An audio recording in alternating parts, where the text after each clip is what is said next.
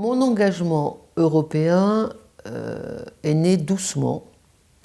Il date du début des années 80, je dirais 83, mais il ne s'est pas affirmé tout de suite. Et en fait, cet intérêt pour l'Europe, il m'est venu par un biais qui n'a rien à voir avec les affaires européennes, qui était les affaires stratégiques. Et à l'époque, au début des années 80, le pacifisme européen, les manifestations contre les euromissiles Pershing et Cruz, ça fait très très longtemps, plus personne ne se souvient de cette affaire, mais ça a été un des grands moments de contestation stratégique par les peuples, par les citoyens dans la rue, des décisions nucléaires de l'OTAN.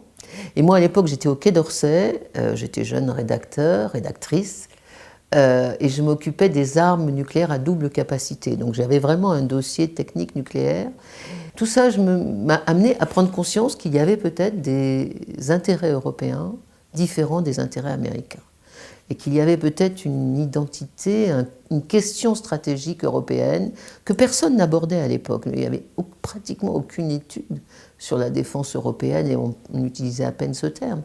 Et donc petit à petit, je me suis intéressée à ce qui faisait la spécificité de la sécurité de l'Europe. J'évolue toujours dans ce milieu militaire, notamment par le biais de l'IHEDN, et vraiment je rencontre beaucoup d'hommes, et il n'y a pas eu de nomination d'une générale femme depuis 3 ans, et encore la générale que je connais, c'était dans le service médical. Je ne crois pas que sur le plan des politiques européennes, il y ait des politiques qui s'adressent plus spécifiquement aux femmes ou aux hommes. Il n'y a pas, enfin, je veux dire, voilà, on peut s'intéresser à la politique agricole commune ou à la politique de défense indépendamment de ce que l'on est. Mais les femmes doivent être plus qu'avant attentives à ce que la cause des femmes ne régresse pas en Europe. Sur les droits qu'on croyait fondamentaux, le droit à la contraception, le droit à l'avortement, parallèlement aux montées de mouvements populistes et d'extrême droite, on voit vraiment que l'une des premières manifestations de ces courants, c'est la régression des droits des femmes.